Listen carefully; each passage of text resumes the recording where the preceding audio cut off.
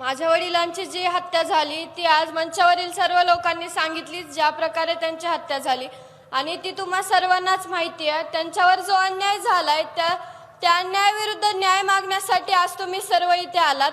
माझ्या वडिलांनी जे सर्वांना एकत्र धरून समाजसेवा केली, त्यामुळे तुम्ही आज एकत्र होऊन आमच्या पाठीमागे आहात आणि तुम्ही सदैव आमच्या पाठीमागे राहा।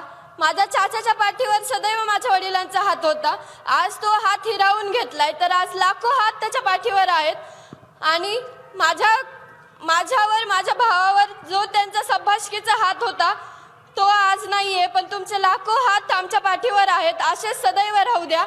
आणि आज त्यांचा जो हसरा चेहरा आहे मी आज या तुमच्या सगळ्यांमध्ये बघते, या लाखोमध्ये मी आज त्यांना हुडकते, पण ते मला कधीच नाही दिसू शकणार। आणि मी मंचावरील वडीलधाऱ्यांना सर्वांना एकच विनंती करते की तुम्ही पण आमच्या पाठीमागे राहा। फक्त न्याय मिळूच तर नाही, तर आमच्या पुढील वाटचालीसाठी सुद्धा तुम्ही आमच्या सोबत राहा आणि तुम्ही इथे सर्वजण आलात।